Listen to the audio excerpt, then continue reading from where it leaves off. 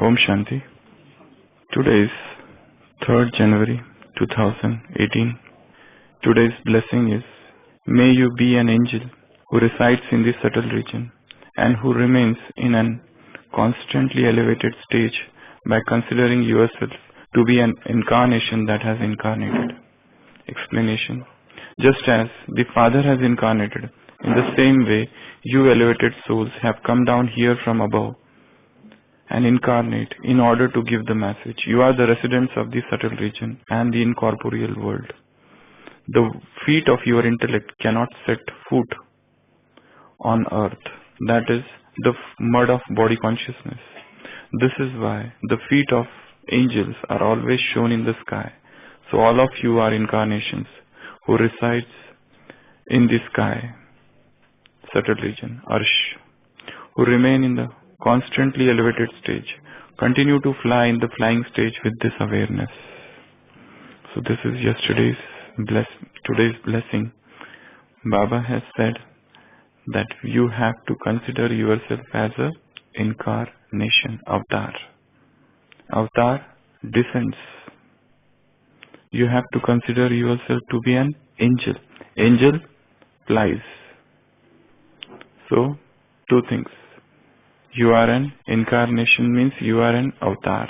Avatar, the word avatar means to descend, to come down. That stage of descent is avatar. This philosophy of avatarhood is in India, avatarvad. It's not there seen in Western countries. The word avatar is not mentioned anywhere in any of the Vedic scriptures. Yes, in post-Vedic period, avatar has come as a verb. But then later on from 6th century, in the Puranic text, it has come as a noun. So, even in Gita, though there is a mention that God comes down, but the word avatar is not mentioned anywhere in Gita. Yada yada hi dharmasya doesn't mention about avatar. He says, I come down. Whenever there is unrighteousness, irreligiousness gains the upper hand and the wicked forces come to the fore, that time I come down on this earth. But the word avatar is not there. So Baba is saying here, consider yourself to be a avatar. Just as Father comes down, just as Father incarnates, so also you are also avatar who come down. So think that I am an avatar. Now the question arises, if I am the avatar, what are the duties of avatar? The best example for this is the life of Shri Krishna as mentioned in Bhagavatam. He is an avatar. The first qualification of an avatar is he is always aware of his avatarhood. He knows that what purpose he has come on this earth. So, he is never forgetful of his aim, of his goal, of his ultimate destination. He is there shown as a cowherd boy amongst those gopis. He is playing with them, all those playfulness, all those leelas, everything.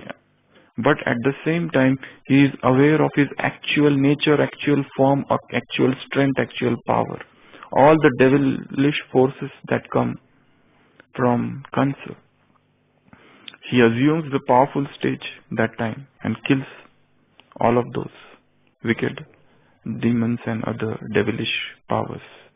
So he is always aware of his aim. Second, he is unattached. It is shown that Sri Krishna is there in that Gokul for such a long time. He is loving those gopis and Radha and all of them so much, his mother, his father, is all Leelas, all Krishna Leela. But at the time of going, he never once looked back. He never looked back.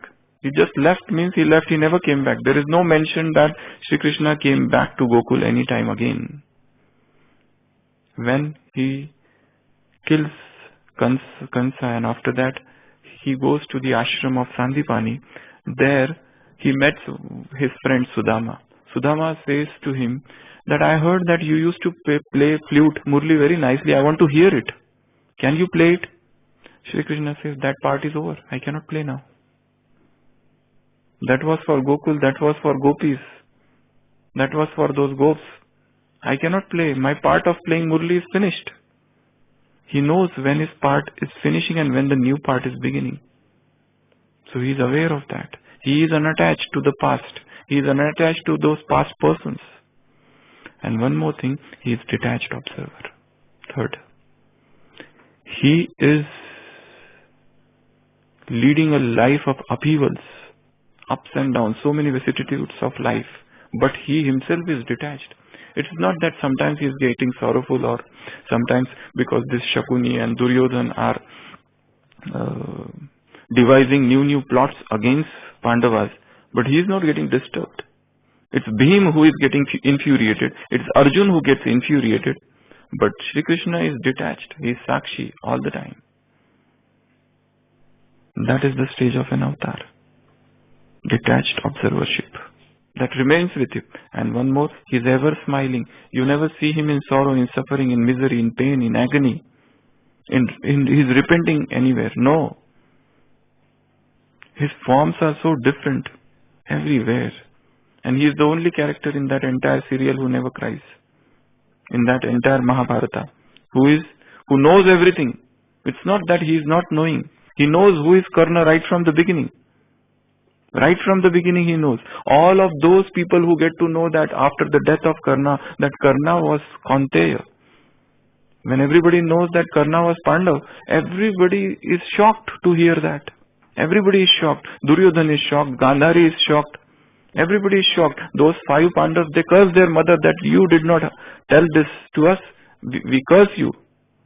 That from henceforth, no woman can confide any secret in their hearts. So that's why women have that tendency. News makes the round. So that was a curse. So everybody is shocked. But Shri Krishna is the one person who is knowing from beforehand. Who is Karna? And he only tells him that you are son of Kunti. You are Kshatriya, you are not Sutputra, you are not the son of a charioteer. He knows it from the beginning. It's he who tells, and it is he only who instigates Arjuna to kill him whilst he is off his chariot. And later on he only says that Karna was the greatest. So you can see one thing from this character, that he is detached. He is observer. He is acting, but he is not acting. He is judging, but he is not judging. He is interfering, but he is not interfering. He is discerning, but he is not discerning. He is giving opinion, but yet he is not giving opinion. He is non-judgmental, yet he is judgmental. Judgmental and yet not non-judgmental. It's a mysterious character. He is running away from and becoming Ranchod Das somewhere. He knows that people will say that he is the one escapist who ran away. But his character is mysterious. So an avatar is somebody who is aware of what he has to do. Avatar is somebody who stays in the unlimited. Avatar is somebody who is unattached. Avatar is somebody who is a detached observer. Avatar is somebody who is ever cheerful, ever happy, ever smiling. Avatar is somebody who doesn't identify himself anywhere. He keeps himself away. He remains in some otherworldly consciousness. That is the stage of an avatar. In Indian philosophy, this avatar word has come so many times. They have shown avatar of every. Brahma has got 7 avatars. Valmiki, Kashyap. These are all the different avatars of Brahma. 7 avatars of Brahma. Shiva, Rudra has got 12 avatars. Don't talk of Vishnu. The more you will talk, the more you will get confused. Garud Purana talks about 10 avatars. Guru Grantha Sahib, there is another version of that is known as Dasham Grantha, written by Guru Govinda Sahib. That Sikh Grantha, that is not Guru Grantha Sahib, but it is different. But next only to Guru Grantha, that is Dasham Grantha. Dasham Grantha mentions 24 avatars of Vishnu, and that's what comes in Murli, because Murli has got more background of Sikhism. But other texts like Vishnu Purana, they mention 22 avatars of Vishnu. But some try to replace somebody. Some Vaishnava thinks Buddha is also an avatar, 9th avatar. But some disagree. That's why they replace Buddha by Balram. They say Balram is an avatar. So there is a lot of, hodgepodge and confusion about avatars. Devi has got many avatars. Devi Bhagavatam mentions a lot of. Ganesha has got many avatars. Everybody, Hanuman also has got some avatar. So everywhere this avatar philosophy is, everywhere in India. Even if you go to some village and they are worshipping somebody, you ask, who is this? They say, he is avatar of that Baba, that other one. He is avatar of that Sai Baba. And then he is avatar of somebody else. So this avatar philosophy is there So here Baba says, just as Father incarnates, you think that you have incarnated. And avatar and incarnation, there is a difference in these two words also. Because Christian theologians, they believe that, no, these two are different words. Don't think that avatar is same as incarnation.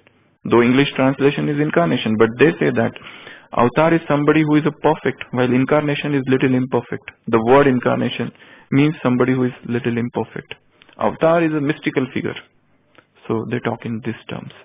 So, one is avatar, second is angel, Farishta.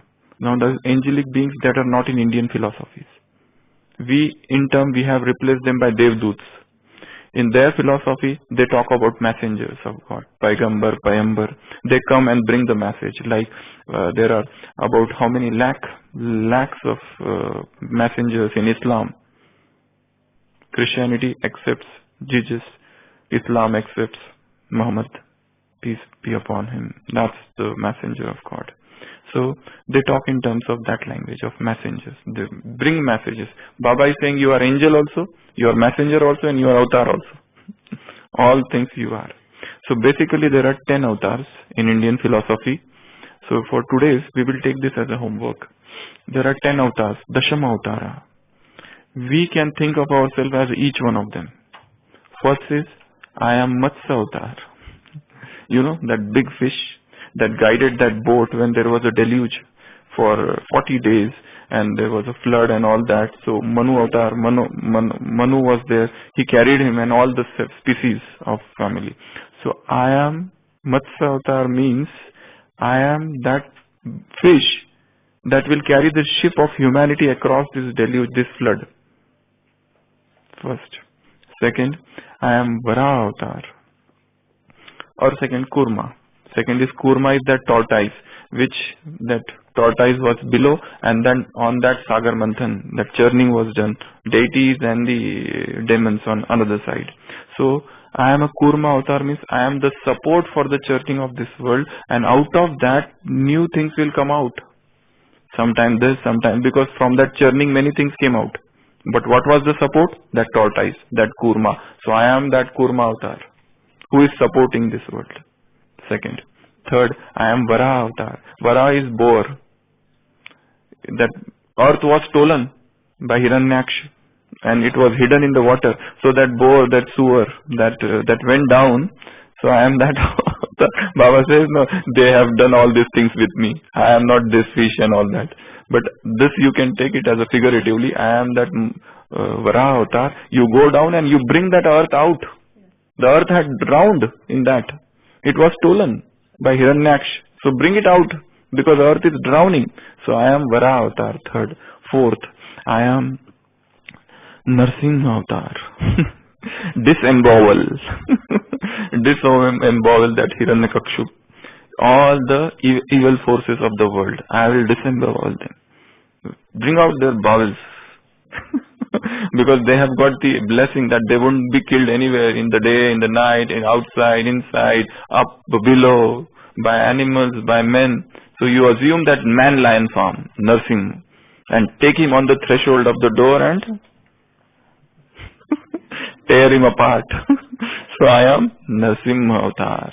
This Maya, this devil, this lust, this anger, this attachment, all this ego, this laziness, this carelessness with your nails, big nails.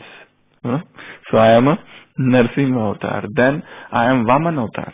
I am very small, but with 3 spaces, 3 strides, I will cover the entire. One space the earth, another the sky, and third on the head of that King Bali, who had become Bali, who had become little arrogant for some time. And he was trying to usurp the kingdom of deities. So keep 1 foot on his head.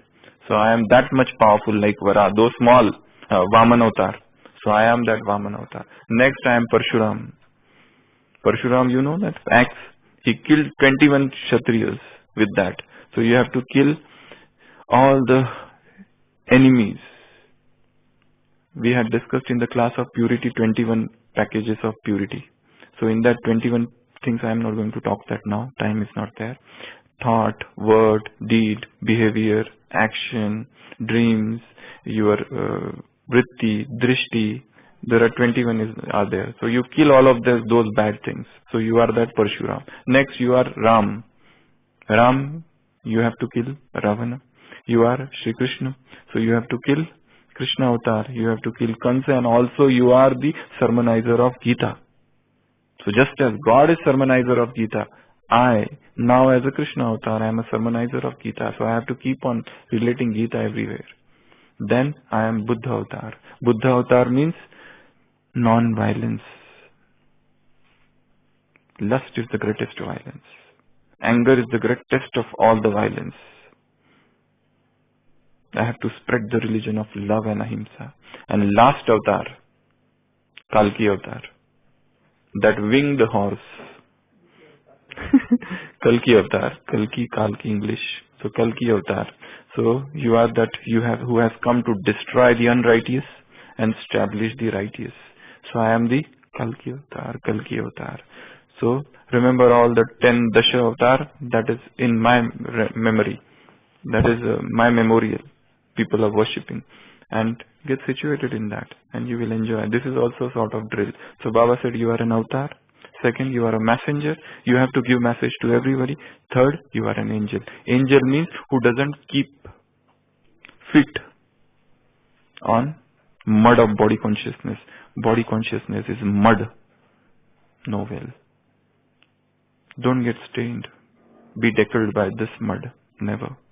Never come down on this, because once we touch this mud, all the muddy things starts happening in the life. This is mud. You should never keep your feet. Intellect is compared to feet, body is compared to mud. So feet and mud, intellect and body. Keep the intellect away from the consciousness of the body. That's why intellect should be engaged in all the churning of knowledge. Intellect should be engaged. Today's Sakar Murli Baba said you should get this habit of thinking yourself as soul, brother, and whilst talking, this habit you should have.